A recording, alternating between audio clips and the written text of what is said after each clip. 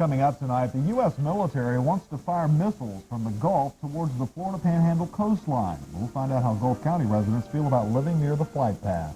Also coming up, Florida educators released their latest report on television violence and kids. And the Magic Kingdom, apparently not such a magical experience for skater Nancy Kerrigan. That's for sure. Thanks for joining us. 13 Eyewitness News is next. TV 13 strong. Now, from the WMBB studios, 13 Eyewitness News, your favorite source for news coverage in Northwest Florida. Good evening, everyone, and thanks for having us in for news tonight. The water is starting to go down in Bear Creek tonight. Yesterday's heavy rain sent the creek waters rising and several families running for higher ground. The flooding started about 7 o'clock last night after 7 inches of rain drenched the northern part of Bay County. And by sunup today, the water stood several feet deep in a few of those homes. Several roads in the area were impassable, and this evening the water finally started to drop. Now that the emergency is over, some of the families in the flooded-out areas say this whole episode could have been avoided if county officials had opened the floodgates on Deer Point Dam. We failed to pull the plug in the bathtub. They left the floodgates closed altogether too long, and when they finally opened them very late last night or early this morning, it was much too late. Now, this is actually nothing new for that gentleman. Wausau is already suing Bay County over a similar flooding incident that happened 3 years ago. There's a new plan being considered by the military that would send missiles flying towards the Panhandle. It's part of a testing program proposed by the Army. Now, government officials held a public hearing in Port St. Joe tonight. As Jay Dees explains, not everyone is happy about this proposal. The government is considering using Port St. Joe as a test missile launch area. Port St. Joe and 3 other locations around the world are being considered to test defensive missile systems, those missiles that shoot down other missiles. About 40 Port St. Joe residents packed into a meeting room to express their opinions to Army representatives. First came the question, will the missile launches severely damage the environment? The potential impacts we found for this alternative were determined to be not significant, and in other words, any potential environmental degradation could be avoided by mitigations, or it just didn't exist. Since the launches will be from water to land, what happens if a defensive missile misses? If, in fact, you do have a miss from the interceptor missile, the flight path of that target vehicle is going to take it right down into the ocean. Okay, it's throwing a rock, you don't have enough oomph to get it over here to the land. And what about the economic impact to the area? The launches would not result in new jobs in the area, but would result in about 130 to 140 TDY personnel coming in to support each mission. Then residents came forward with their comments and opinions. I mean, you do an exercise at the test site. People shaking their beds at now, what's going on? Hey, what's going on? They don't know because there's no notification. We feel that's unfair. They have severe concerns about visitors to returning buyers, about purchasing properties, be it land or houses in Gulf County, particularly at the Cape. Come to Gulf County, because you would be bringing people in that's going to spend money and help us save our military base. No official action will take place until summer. The Army can use any or all of the proposed sites or opt to use none of the sites. In Port St. Joe, J.D.'s 13 Eyewitness News. Now, the Army held a public hearing last night in Fort Walton Beach on this same topic. The local reaction there, though, was much different.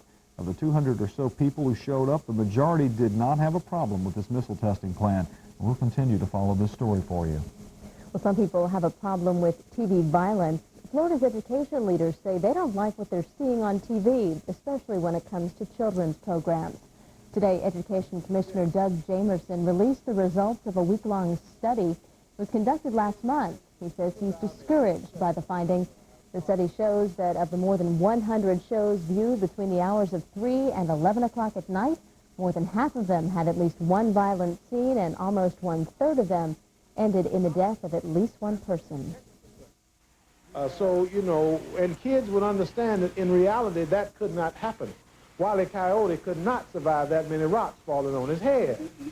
But when you actually see human beings being shot, being stabbed, being cut, and then you compound all that, the PTA and the Department of Education through this study believe only that parents need to be aware of what is actually happening on television.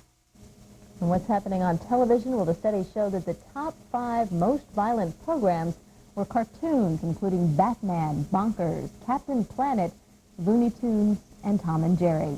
The survey was developed by the Department of Education and carried out by hundreds of volunteer parents. Well, kids and parents were happening at the Capitol today. Here's a quick look at what happened in Tallahassee.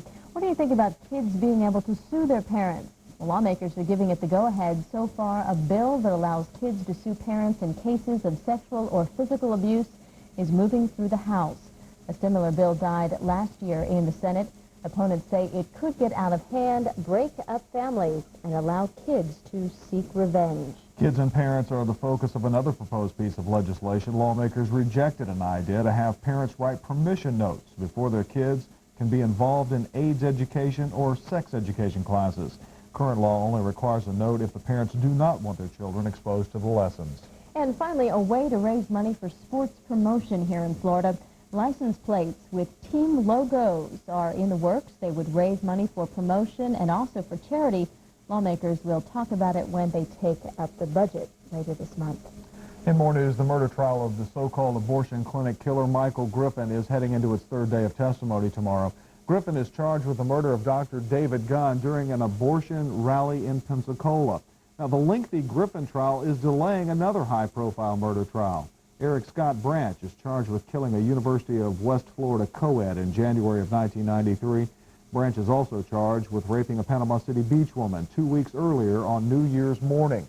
Branch was supposed to be in prison in Indiana at the time of both crimes, but Indiana authorities released him after an error in paperwork. No trial date set for either the murder or the rape cases. It must be a long, tough job to sit on a jury in a murder trial, but imagine sitting on a jury in one of the most publicized murder cases of all time, the Danny Rawling trial.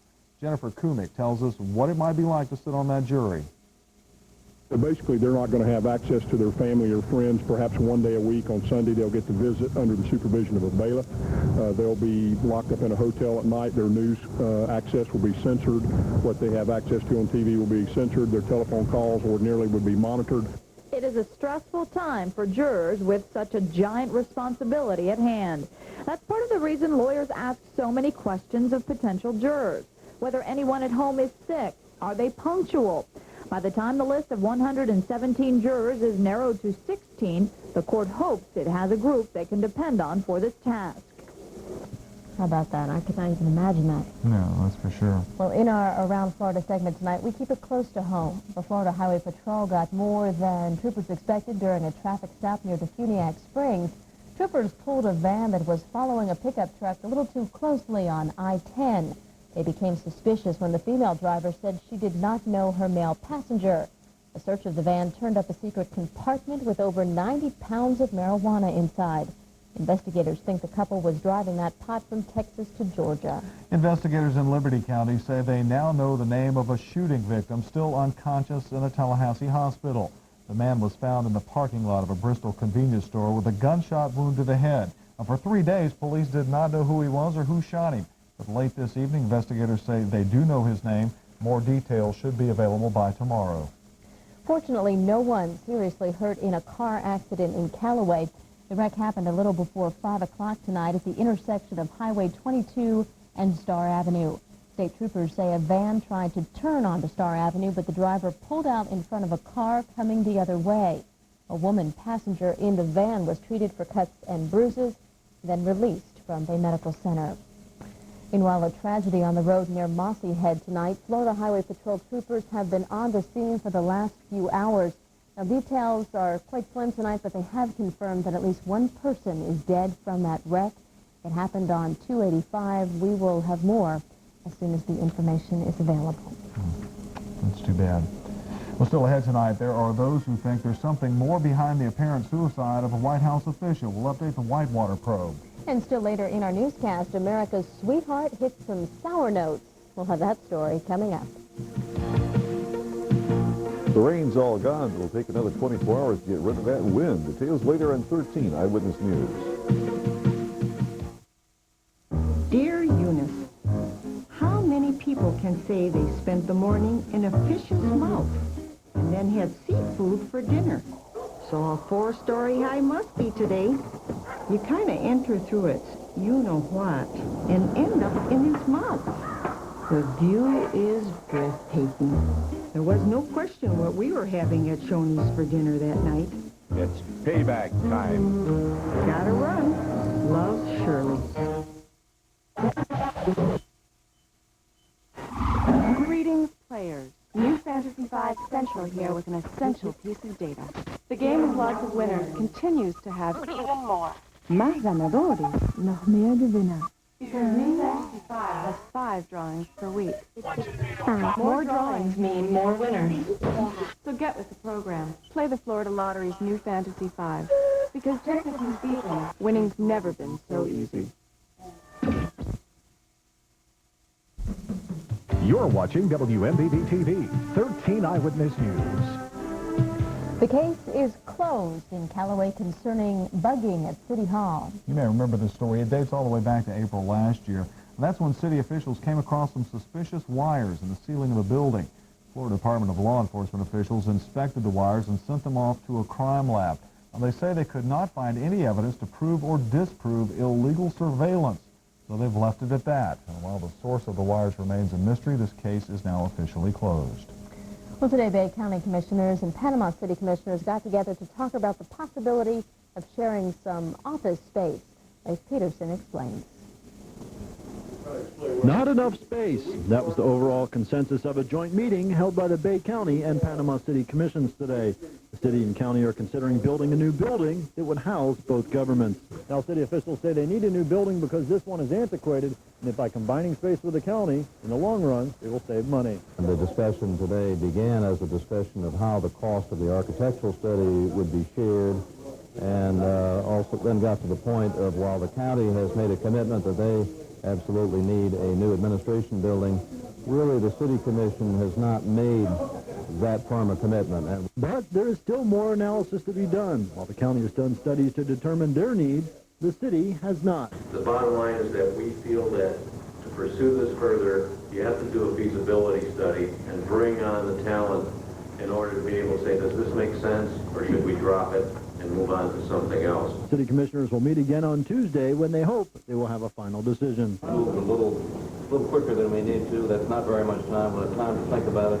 Give it a full discussion next Tuesday and make a commitment at that time. In Panama City, Leif Peterson, 13 Eyewitness News. City officials say that the project, if approved, could cost more than $14 million. Well, the President and First Lady are trying to keep a little space between the White House and a recent announcement. Hillary's brother, Hugh Rodham, announced his plans to run for the U.S. Senate. He could be facing a tough battle against incumbent Republican Senator Connie Mack. Today, the President kept his comments quite vague. He said he would be pushing for all of Democrats in the fall. In New York City, several people are under arrest in connection with a shooting this week. Someone fired on a van carrying a group of Hasidic Jews. One is brain dead, the other is still in the hospital with serious wounds. A Lebanese and 2 other Jordanians, I'm sorry, this is the wrong story. We'll get to that one in just a moment. We'll continue on with that story. A Lebanese and 2 Jordanians have been linked to the attack. The Lebanese is believed to be the trigger man. This is believed to have been a retaliation for the massacre at a mosque in the West Bank last week. And also just another word out of Washington to bring you up to date with the Whitewater probe. The Clintons do have some pressing matters on their hands. The Whitewater probe is heating up, of course, and now the special prosecutor is calling for another look at the death of Vincent Foster. At first, it was believed that Foster committed suicide. He was found with a bullet shot in his head in a park last year, but now people are starting to say this may not be a suicide, and so that case will get another closer look. I apologize for the mix-up there. Our weather situation has been a little mixed up. We've had all the rain, and now it's turning colder outside. We'll have the forecast right after this.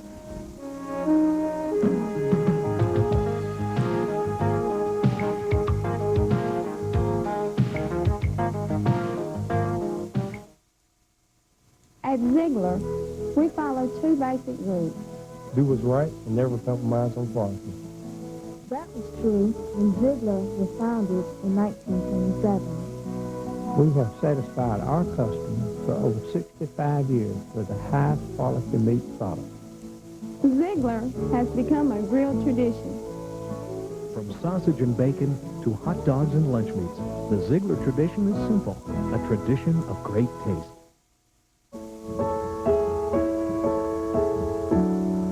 All of these children have one thing in common. All of them were unplanned pregnancies. Pregnancies that could have ended in abortion.